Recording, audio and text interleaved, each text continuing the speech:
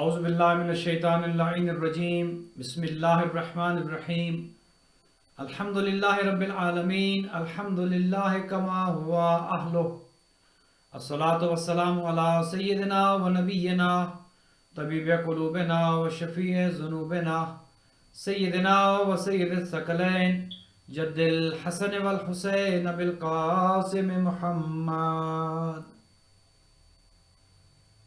والصلاة والسلام على أهل بيته الطيبين الطاهرين المعصومين الغر الميامين المنتجبين المكرمين الذين أذهب الله عنهم الرجس وطهرهم تطهيرا رحمة الله على أحبابهم وأصحابهم وشيعتهم ومحبيهم أجمعين ولعنة الله على أعدائهم وقاتليهم وظالميهم من الآن إلى قيام يوم الدين أما بعد فقد قال الرحمن في كتاب الفرقان وقوله الحق وهو أصدق الصادقين بسم الله الرحمن الرحيم إنا أعطيناك الكوثر فصل لربك وانحر إن شانئك هو الأبتر درود بھیجیے محمد خداوند متعال کا لاکھ لاکھ شکر ہے کہ اللہ سبحانہ و تعالی نے ہمیں یہ خوشی کا دن نصیب کیا جو کہ روز ولادت امام حسن مجتبی علیہ السلام 15 رمضان المبارک ہے، اور اس حوالے سے آج کا یہ جشن کی جو استغفار گروپ کی جانب سے جس کا اہتمام کیا گیا، میں دعا گو ہوں ابتدائی گفتگو میں خداوند بزرگ و برتر تمام دیکھنے سننے والوں کو اجر جزیل عنایت فرمائے۔ استغفار گروپ کے جتنے بھی مؤمنین ہیں خداوند متعال سب کو طول عمر عطا کرے، سب کے مال و رزق میں برکت ہو، سب کو خدا صحت و تندرستی عطا کرے، ہر قسم کی تکلیف پریشانی مصیبت آفات و بلیات سے خدا محفوظ و معمون رکھے، اور جو مومنین بیمار ہیں بالخصوص حاجی محمد علی صاحب کہ جو اس وقت وینٹیلیٹر پہ، انہیں اس کے علاوہ جتنے بھی مومنین کورونا کی وجہ سے یا دیگر امراض کی وجہ سے مریض ہے، خداوند متعال شہزادے سبت اکبر امام حسن مجتبی علیہ السلام کی آمد کی خوشی میں خدا ان سب کو آج کی شب شفا یاب کر دے اور سب کو صحت و تندرستی کے ساتھ طول عمر عطا فرمائے۔ دنیا کے جس جس کونے میں اہل بیت کے چاہنے والے بستے ہیں خداوند متعال سب کے احوال پر اپنی رحمت و برکت نازل فرمائے، ہمارے زمانے کے امام حضرت حجت علیہ السلام کے ظہور میں تعجیل فرمائے، ہمیں اور ہماری اولادوں کو امام کے اعوان و انصار میں قرار دے۔ اپنی تمام دعاؤں کی قبولیت کے لیے بلندتر صلوات۔ مومنین، میں نے آپ کی خدمت میں قرآن مجید کا مختصر ترین سورہ آج کی اس گفتگو کے لیے منتخب کیا ہے، اور یقیناً آپ سمجھ چکے ہیں کہ اس سورہ کو منتخب کرنے کا مقصد کیا ہے۔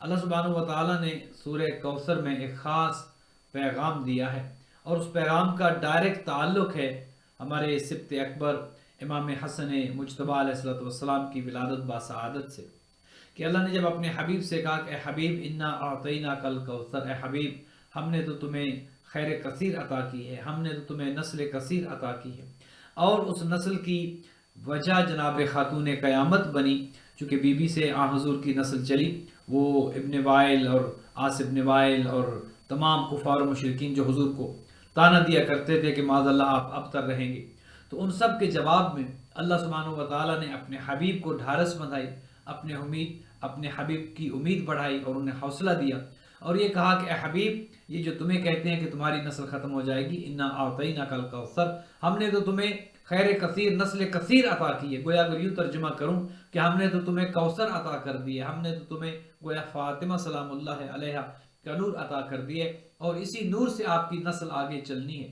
تو گویا قرآن مجید کا وہ وعدہ کہ جو اللہ سبحانہ و تعالی نے اپنے حبیب سے کیا تھا کہ اے میرے حبیب یہ جو آپ کو کہتے ہیں کہ تمہاری نسل ختم ہو جائے گی، تمہاری نسل کٹ جائے گی، تم دم بریدہ ہو معاذ اللہ، اے حبیب ان کی نسل ختم ہو جائے گی، ہم نے تو تمہیں کوثر یعنی فاطمہ سلام اللہ علیہا کا نور عطا کی ہے۔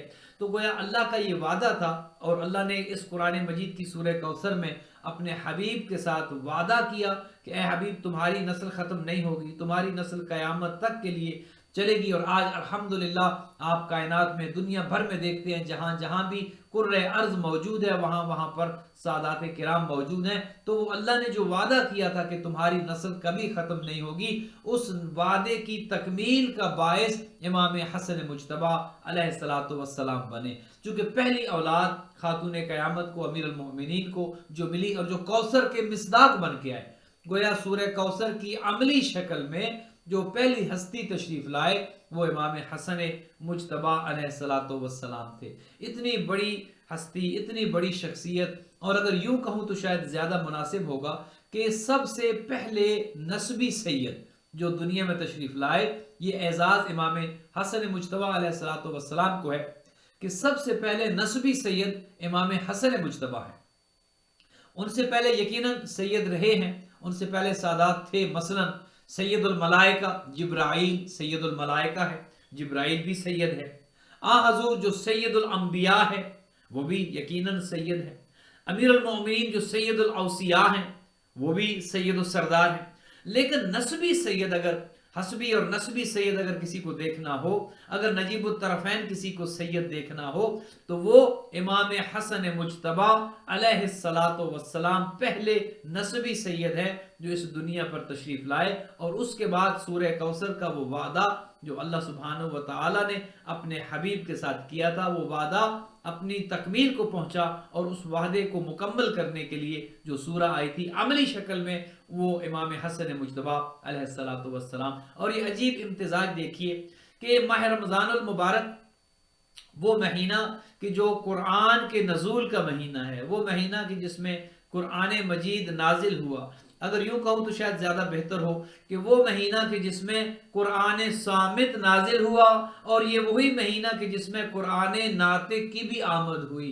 گویا دونوں قرآن صامت ہو تو ماہ رمضان میں آیا، امام حسن مجتبیٰ جو قرآن ناطق ہیں وہ تو بھی ماہ رمضان المبارک میں آئے۔ گویا دونوں قرآن ایک کتابی شکل میں، ایک عملی شکل میں، دونوں قرآن اللہ سبحانہ و تعالی نے اس عظیم مہینے کو چنا، ماہ رمضان المبارک کا انتخاب کیا، اور یہ دونوں نور اسی ماہ مبارک رمضان میں تشریف لائے۔ ماہ مبارک رمضان میں قرآن بھی نازل ہوا اور امام حسن مجتبیٰ بھی اسی مہینے میں تشریف لائے۔ یقیناً بہت بڑی خوشی ہے۔ اور دیکھیے کہ جس گھر میں سب سے پہلا بچہ پیدا ہوتا ہے، جس گھر میں سب سے پہلا بیٹا ہو، سب سے پہلے لڑکا ہو، یقین جاری اس گھر میں کتنی خوشی ہوتی ہے۔ اس گھر میں خوشی کا عالم کیا ہوتا ہے کہ جہاں پر اولاد نرینہ ہو، اور وہ گھر کہ جو گھر علی و بطول کا گھر ہے، وہ کسی عام انسان کا گھر نہیں ہے، وہ کسی عام فرد کا گھر نہیں ہے، وہ گھر ہے جو جہاں ملائکہ کی آمد و رفت رہتی ہے، وہ معدن الرسالہ ہے، وہ مختلف الملائکہ ہے، جہاں جو رسالت کی کان ہے، یہ وہ آنگن ہے، یہ وہ صحن ہے، یہ وہ گھر ہے، جہاں پر ملائکہ کی ایک فوج آتی ہے اور ایک فوج جاتی ہے، یہ وہ گھر ہے۔ اور اس گھر میں جو سب سے پہلی خوشی آئی وہ امام حسن مجتبیٰ علیہ الصلوۃ والسلام کی شکل میں آئی۔ یقیناً جب بچہ پیدا ہوتا ہے تو اس بچے کے والدین بہت خوش ہوتے ہیں، لیکن بچے کے نانی اور نانا اس سے زیادہ، دادی اور دادا کہیں زیادہ خوش ہوتے ہیں۔ تو حضور کو جب یہ خبر پتہ چلی کہ میری بیٹے کے گھر، میری بیٹے کے ہاں میرا نواسا پیدا ہوا ہے، تو حضور کی خوشی کی انتہا نہیں رہی تھی۔ حضور کو دونوں شہزادوں سے بہت محبت تھی، امام حسن ہوں یا امام حسین ہوں، دونوں شہزادوں سے بہت زیادہ محبت کرتے تھے۔ لیکن دونوں کے نام دیکھیے، ایک کا نام حسن، ایک کا نام حسین، جو شبیر و شبر کے نام پر جو نام رکھے گئے۔ حسن یعنی بڑا خوبصورت، حسین یعنی چھوٹا خوبصورت۔ وہ اتنے خوبصورت تھے، سیرت کے حساب سے ہو تو، صورت کے حساب سے ہو تو، دونوں شہزادے اتنے زیادہ خوبصورت تھے کہ حضور کو اتنا لگاؤ تھا اور اتنی محبت تھی کہ کبھی اپنے شہزادوں کو اپنے سے دور نہ ہونے دیتے۔ جب ولادت کی خبر حضور کو پتہ چلی اور جب اطلاع ملی تو خوشی سے حضور گویا پھولے نہ سمائے۔ حضور آئے، اپنے نواسے کو اپنی گود میں لیا اور دائیں کان میں خود اذان کہی، بائیں کان میں خود اقامت کہی۔ دیکھیں رحمت للعالمین جس کان میں اذان کہہ رہے ہوں، رحمت للعالمین جس کان میں اقامت کہے۔ ہمارے گھروں میں بھی بچے پیدا ہوتے ہیں اور والدین کی خواہش ہوتی ہے کہ کسی اچھے اور نیک انسان سے کان میں اذان کہلوائی جائے، کسی انتہائی متقی انسان سے بائیں کان میں اقامت کہلوائی جائے۔ देखिए इमाम हसन मुज्तबा का मकाम व मर्तबा कितना बुलंद है कि हजूर ने सबसे पहले अपने नवासे के दाएं कान में अजान कही, बाएं कान में इकामत कही और अपने नवासे को सीने से लगाया। गोया खुशी का माहौल है, पूरा घर खुशी से छलक रहा है, इस हद तक उस घर में खुशियां हैं। हजूर ने फिर जिस तरह से अपने नवासों के साथ अपना वक्त गुजारा, गोया दोनों शहजादे इमाम हसन हो या इमाम हुसैन हो, दोनों की शान में जो जो अहादीस आपने सुनी है इमाम हुसैन अलैहिस्सलाम की शान में, वही अहादीस आका ने इमाम हसन मुज्तबा अलैहिस्सलाम के हवाले से भी इरशाद फरमाई। दोनों से यकजा प्यार करते थे। कभी आका हुसैन को सीने से लगाते, कभी इमाम हसन को सीने से लगाते और कभी ये कहते कि अल हसन वल हुसैन सय्यद शबाब अहल जन्ना, ये मेरे दोनों बेटे जवानान जन्नत के सरदार हैं। और कभी ईद का मौका आता तो लोग अपनी सवारियों पर सवार होते, मदीने के बच्चे अपनी अपनी सवारियों पर सवार होते, आका अपने नवासों की, अपने बेटों की खुद सवारी बन जाते। एक कांधे पर इमाम हसन को बिठा लेते, एक कांधे पर इमाम हुसैन अलैहिस्सलाम को सवार करा देते और अपनी जुल्फें अपने शहजादों, अपने नवासों, अपने बेटों के हाथों में थमा देते।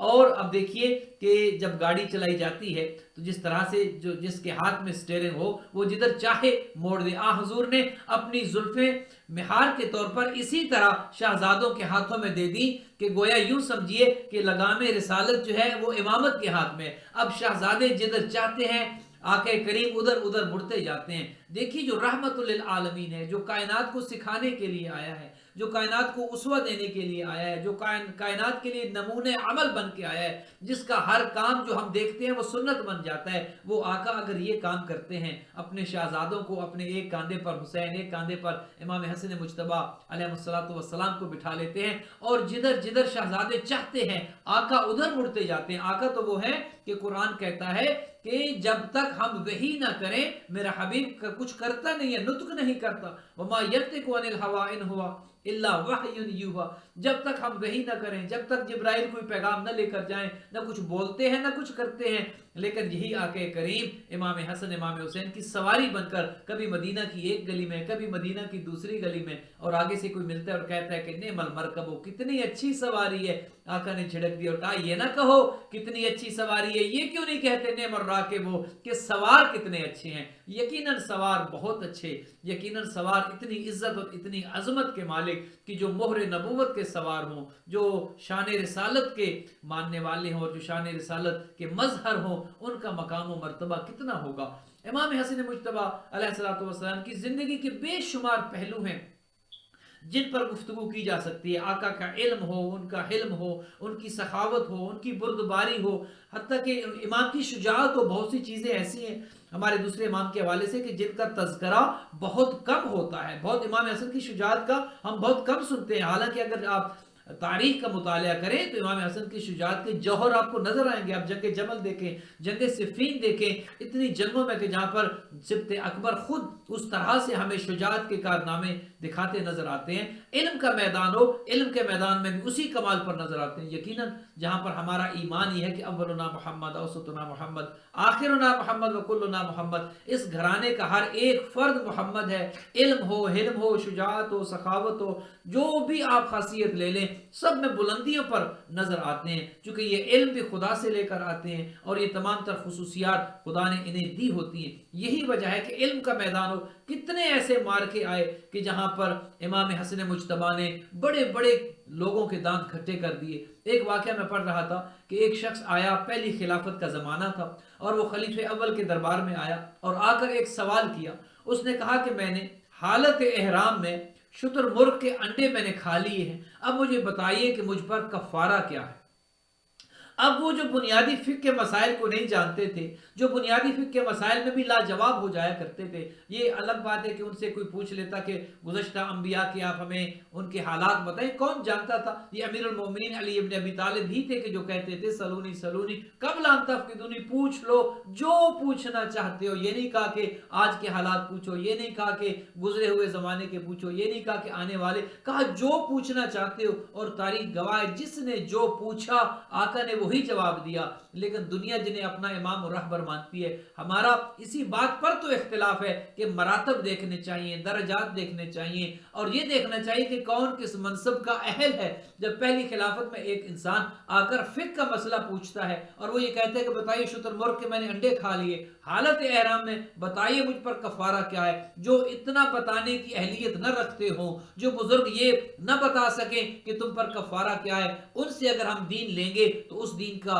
انجام کیا ہوگا؟ ان سے لیا ہوا دین کہ جو خود فقہ کے مسائل سے واقف اور آگاہ نہیں تھے، ان سے لیا ہوا دین ہمیں کہاں لے کر جائے گا؟ اسی لیے ہم کہتے ہیں کہ دین اس گھرانے سے لے کہ جس گھرانے میں جبرائیل اور ملائکہ کی آمد و رفت ہوا کرتی تھی، دین اس گھرانے سے لے کہ جو آپ کو ہر طرح کے مسائل بتا سکتے تھے۔ تو جب پہلی خلافت کے زمانے میں وہ شخص آیا اور اس نے آ کر سوال پوچھا، لہٰذا وہ صاحب لاجواب ہو گئے، ان کے پاس جواب موجود نہیں تھا، کہا میرے پاس اس کا جواب موجود نہیں ہے، اور بھیجا گیا عبد الرحمن بن عوف کی خدمت میں، کہا جاؤ اور ان سے پوچھو، شاید یہ مسئلہ تمہیں وہ بتا دے۔ عبد الرحمن بن عوف کے پاس وہ شخص آتا ہے اور آ کر پوچھتا ہے، اس نے کہا بھئی مجھے تو اس مسئلے کا جواب نہیں پتا کہ حالت احرام میں اگر شتر مرغ کے انڈے کھا لیے جائیں تو کفارہ کیا بنتا ہے؟ تم اسی دروازے پر جاؤ، کیوں در در کی ٹھوکریں کھاتے ہو؟ کیوں در در پر جاتے ہو؟ کیوں اس دروازے پر نہیں جاتے کہ جہاں جا کر پھر تمہیں کسی اور دروازے پر جانے کی ضرورت محسوس نہیں ہوگی؟ ہر مسئلے کا جواب تمہیں وہیں سے ملے گا، ہر ضرورت تمہاری پوری وہیں سے ہوگی، اور ہر حاجت تمہاری روا وہیں سے ہوگی۔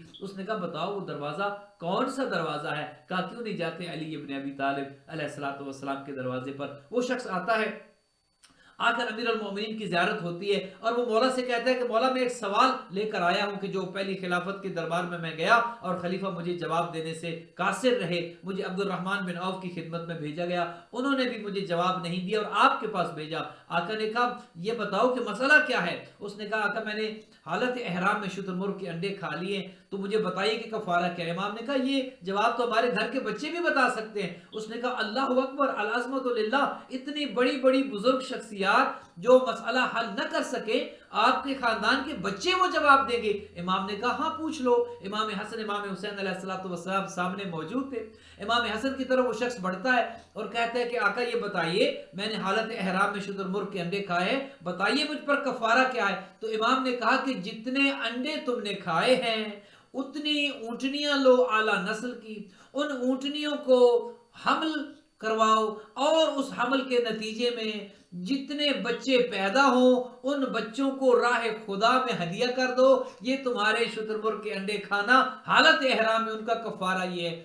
امام علی ابن ابی طالب جو پاس کھڑے تھے، امام نے یہ جواب سنا، امام کے چہرے پر مسکراہٹ آ گئی اور امام نے گویا اپنے بچے کا جواب، اپنے بیٹے، اپنے لخت جگر کا جواب سنتے ہوئے جہاں پر خوش ہوئے وہاں پر ایک سوال کر دیا۔ کہا حسن بیٹا جواب تو تم نے ٹھیک دیا ہے، جواب تو بالکل صحیح ہے کہ اگر حالت احرام میں شتر مرغ کے انڈے کھائے ہیں جواب بالکل یہی ہے اور جواب یہی بنتا ہے، لیکن یہ بھی تو بتاؤ کہ تم نے بیٹا اسے کہا ہے کہ اتنی اونٹنیاں لو اور اونٹنیوں کو حمل کرا کر ان کے بچے راہ خدا میں جو ہے وہ ہدیہ کر دو، لیکن بیٹا بعض حمل ضائع بھی تو ہو جاتے ہیں، یہ بھی تو ہوتا ہے کہ ہر حمل ضروری نہیں کہ اپنی مدت اپنی میعاد کو پہنچے، بعض حمل ضائع بھی ہو جاتے ہیں۔ امام حسن مجتبیٰ نے بچپنے میں جب اپنے بابا کا یہ سوال سنا، امیر جانتے تھے، امام المتقین امیر المومنین جانتے تھے کہ آقا کیا جواب دیں گے۔ جو ہی آقا نے یہ پوچھا، امیر المومنین نے پوچھا کہ حسن بیٹا کچھ حمل ضائع بھی تو ہو جاتے ہیں۔ امام حسن نے فوراً جواب دیا بابا جان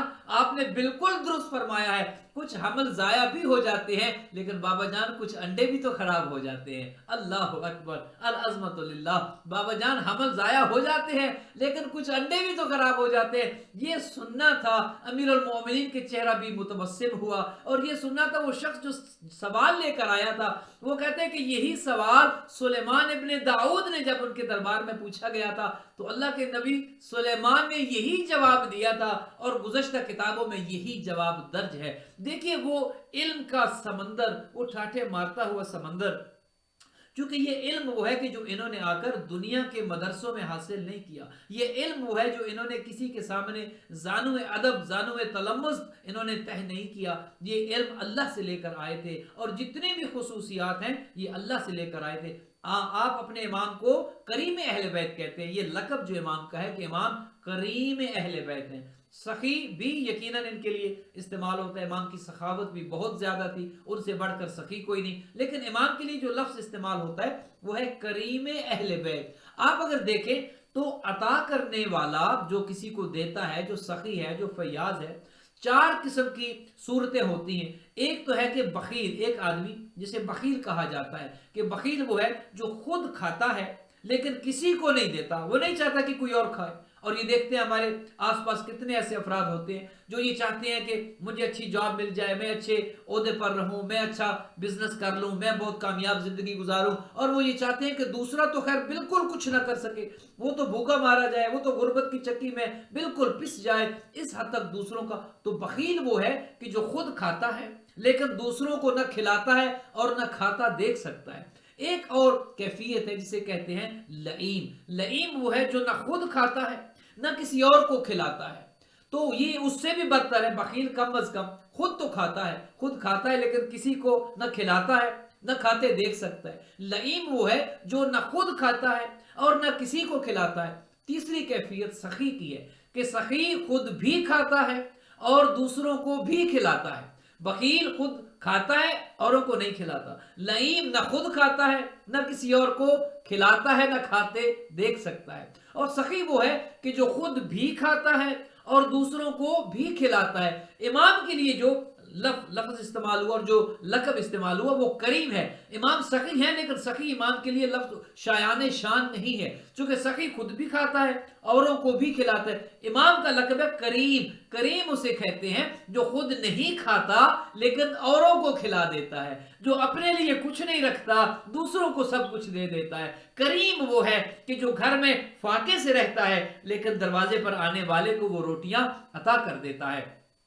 لہذا امام کا وہ لقب کہ امام کریم اہل بیت ہیں. امام کا دسترخوان آج تک جاری و ساری ہے. خدا آپ کو حج پر لے جائے, عمرے پر آپ جائیں, مدینہ میں آج بھی وہ جگہ موجود ہے, وہ عامری امام بارگاہ کے نام سے جو جانی جاتی ہے, جہاں پر امام حسن مجتبی علیہ الصلوۃ والسلام کا وہ دسترخوان کی, جہاں پر امام کے باغات تھے, امام اپنا دسترخوان لگاتے تھے, وہ جگہ آج بھی موجود ہے. امام کو اللہ سبحانہ و تعالی نے اتنے اختیارات دیے تھے, چونکہ امام اللہ بنا کر بھیجتا ہے, اور پھر وہ امام ہو کہ جو علی و بطول کے گھر میں آیا ہو, وہ امام ہو کہ جو نبی کی زبان چوس چوس کر پلا ہو, اس کے اختیارات کتنے ہوں گے. ایک دن امام ارشاد فرما رہے تھے, اور اسی پر آپ کی آج تک کی زحمات کو تمام کروں گا. امام خطبہ دے رہے تھے اور لوگوں سے کہہ رہے تھے کہ اٹھو میرا ساتھ کیوں نہیں دیتے ہو, میں غریب شام کے مقابلے میں جب لڑنے کے لیے کہتا ہوں تو تم ہمت کیوں ہار جاتے ہو, میں اگر چاہوں تو میں خود بھی اس کا مقابلہ کر سکتا ہوں. یہ حکمران شام, حاکم شام کی کوئی اتنی بڑی طاقت اور حیثیت میرے مقابلے میں نہیں ہے, میں چاہوں تو خود اس کا کام تمام کر سکتا ہوں, میں چاہوں. لیکن ہم ظاہری اور طبی حالات کے تابع ہوتے, یہ چیزیں ظاہر ہمارے سامنے ہوتی ہیں, ہم معجزات کے ذریعے تو بہت کچھ کر سکتے ہیں, لیکن یہ تمام جو ظواہر ہیں ان کو سامنے رکھ کر ہم اقدامات کرتے ہیں. لہذا میں اگر چاہوں تو اس کا کام خود تمام کر دوں. امام کو جب جوش آیا, امام کو جب جذبہ آیا, امام کو جب جلال آیا, جب امامت کے چہرے پر جلال آیا, امام نے کہا میں اگر چاہوں نہ صرف یہ کہ اس حاکم شام کا کام تمام کر دوں, میں اگر چاہوں تو شام کو عراق کر دوں, میں اگر چاہوں تو عراق کو شام کر دوں. امام نے ایک جملہ آگے بڑھ کر کہا, امام نے کہا میں اگر چاہوں تو مرد کو عورت کر دوں, اور میں اگر چاہوں تو عورت کو مرد کر دوں. یہ امام کی مبالغہ آرائی نہیں تھی, یہ کوئی آپ کا اور میرا جملہ نہیں تھا کہ ہم نے جوش خطابت میں کچھ کہہ دیا. امام کا ایک ایک لفظ وہ ہوتا ہے کہ جس پر صداقت کی مہر لگی ہوتی ہے. امام نے کہا میں چاہوں تو عراق کو شام, شام کو عراق کر دوں, چاہوں تو مرد کو عورت, عورت کو مرد کر دوں. ایک شخص مجمع سے اٹھا, اس نے کہا فرزند رسول یہ کس کی طاقت ہے, یہ تو اللہ کا کام ہے, ایک ملک کو دوسرا ملک بنا دینا, مرد کو عورت, عورت کو مرد بنا دینا, جنس کا تبدیل کر دینا, یہ تو اللہ کی شان ہے, یہ تو اللہ کی قدرت ہے, یہ تو اللہ کا کام ہے. آپ نے اتنا بڑا دعویٰ کیسے کر دیا. اس کا یہ کہنا تھا, امام نے کہا اے عورت تجھے حیا نہیں آتی, تم مردوں کے مجمع میں بیٹھی ہے, تجھے شرم نہیں آتی. اس نے جو اپنی طرف دیکھا مرد بیٹھا تھا, جو ہی اٹھا تو عورت بن چکا تھا. گویا اللہ سبحانہ و تعالی نے ہمارے امام کو اتنے اختیارات دیے, جو مرد کو عورت بنا سکتا ہو, جو عورت کو مرد بنا سکتا ہو. کتنے اختیارات ہوں گے اس کے، دامن وقت میں گنجائش نہیں ہے اس سے زیادہ آپ کی خدمت میں عرض کر سکتا تھا، لیکن انشاءاللہ آئندہ آنے والے پروگرام میں انشاءاللہ اس پر مزید ہم بات کر سکتے ہیں۔ خداوند متعال سے دعا گو ہوں امام حسن مجتبی علیہ السلام کی ولادت کی خوشی میں ہم سب کے احوال پر خدا رحمتیں برکتیں نازل کر دے، ہم سب کے صغیر و کبیرہ گناہوں سے خدا درگزر کر دے۔ خداوند متعال جتنے ہمارے بیمار بہن بھائی ہیں، بالخصوص حاجی محمد علی صاحب کی جو وینٹیلیٹر پر ہیں، خدا انہیں شفا یاب کر دے۔ جتنے بہن بھائی ہمارے اس وقت مریض ہیں، خدا آج کی شب امام حسن مجتبی علیہ السلام کی ولادت کی خوشی میں، خدا اس خوشی میں اہل بیت کا گھر خوش ہے، گھرانہ خوش ہے، نبی خوش ہیں، علی و بطول خوش ہیں۔ اس خوشی کے صدقے میں خدا جتنے بھی کورونا کے مریض ہیں یا دیگر امراض کے مریض ہیں، خدایا سب کو شفا یاب فرما اور استغفار گروپ کے منتظمین کی توفیقات کو متعالی فرما۔ جتنے بہن بھائی اس کو دیکھ سن رہے ہیں، جن گھروں میں یہ دیکھا سنا جاتا ہے، ان گھروں پر رحمتوں اور برکتوں کا نزول فرما۔ جو بچے بچیاں دعائیں پڑھتے ہیں، ہمارے بہن بھائی دعائیں پڑھتے ہیں، خدایا ان سب پر جہنم کی آگ کو حرام قرار دے۔ کریم اہل بیت امام حسن مجتبی کے صدقے میں ہمارے گھروں میں کبھی رزق کی تنگی نہ ہو، ہم سب کے گھروں میں کبھی فاقہ نہ ہو، ہم سب کے گھروں میں کبھی غربت نہ ہو۔ کریم اہل بیت کا صدقہ خدایا ہماری زندگیوں میں برکت اور نورانیت لے کر آ، ہماری زندگیوں کو نورانی کر دے۔ خدایا ہماری دعاؤں کو قبول فرما۔ اہل بیت علیہ السلام کے چاہنے والے دنیا میں جہاں جہاں آباد ہیں، سب کو راضی و خوشنود رکھ اور دشمنوں کے شر سے محفوظ و معمون فرما۔ اللہم تقبل منا انکا انت السمیع العلیم بجائے محمد و آلہ الطیبین الطاہرین المعصومین۔